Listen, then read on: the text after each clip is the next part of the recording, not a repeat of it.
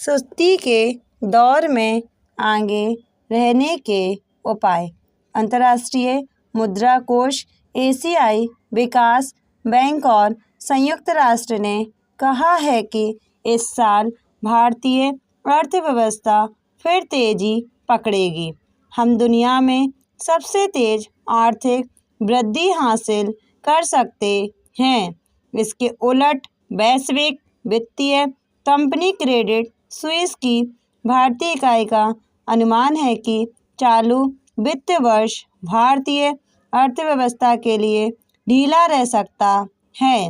हालांकि अभी यह नहीं कहा जा सकता कि इनमें कौन सा आकलन सही साबित होगा, लेकिन इतना जरूर कह सकते हैं कि हमारी नीतियां ही तय करेगी कि इनमें से कौन सा अनुमान सटीक बैठेगा।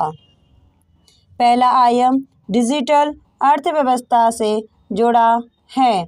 इसके जरिए सरकार देश को पारदर्शी व्यवस्था की ओर ले जा रही है।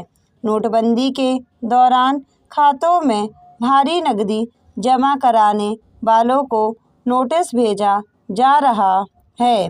अगर आयकर अधिकारियों यानी आईटीओ ने ईमानदार खाता धारकों को परेशान किए बिना काला धन जमा कराने वालों पर जुर्माना लगाया तो यह कदम एकदम सही होगा।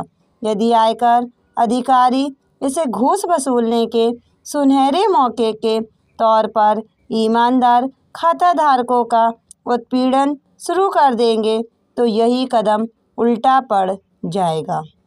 उस स्थिति में ईमानदार खाता धारक का पूरा ध्यान अपने बचाव में लग जाएगा और उसकी व्यापारिक गतिविधियों की गति बाधित होगी। साथ ही साथ बेईमान लोगों द्वारा घूस खिलाकर टैक्स की चोरी भी बदस्तूर जारी रहेगी। सरकार को यह नहीं भूलना चाहिए कि बैंक अधिकारों की मिलीभगत ने नोटबंदी की कवायद पर कलंक लगाया। आईटीओ का ऐसा व्यवहार अर्थव्यवस्था को डुबो देगा। आईटीओ के साठगांठ वाले भ्रष्टाचार के चलते ही देश में काला धन जमा हुआ है।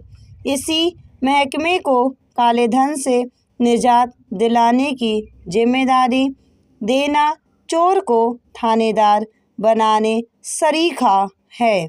सरकार को तत्काल ही ऐसा खुफिया तंत्र बनाना चाहिए जो स्वतः भ्रष्ट अधिकारों की करतूतों को पकड़ सके।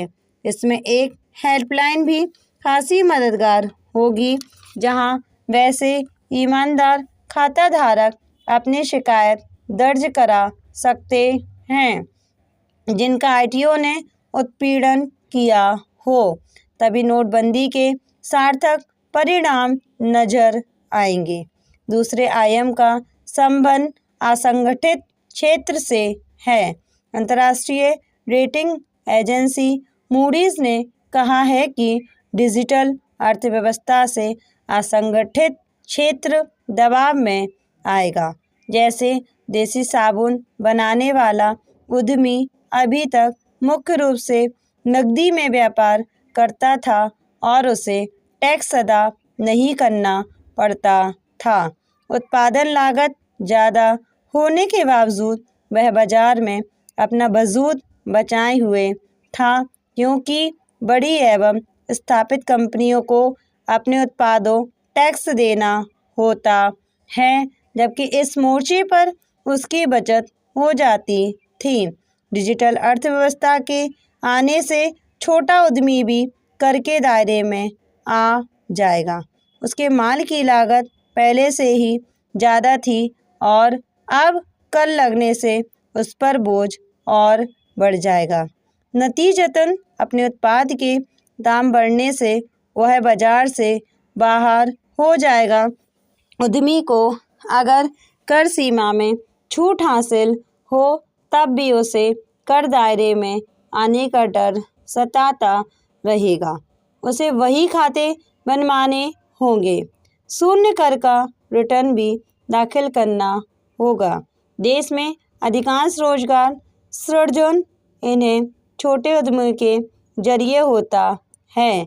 बड़े उद्योग स्वचालित मशीनों को अपना रहे हैं, लिहाजा छोटे उद्योगों को टैक्स रिटर्न के झंझट से दूर रखना चाहिए। तीसरा आयाम वित्तीय घाटे का है।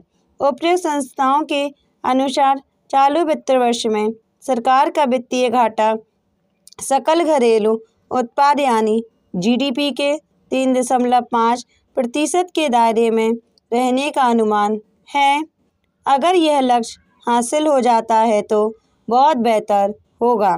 फिजूल खर्ची पर काबू पाने के लिए वित्त मंत्री बधाई के पात्र हैं, लेकिन मौजूदा दौर में यह कदम उल्टा भी पड़ सकता है, बिल्कुल वैसे ही जैसे मातम के वक्त शहनाई का स्वर सुरीला लगने के बजाय चुभने लगता है।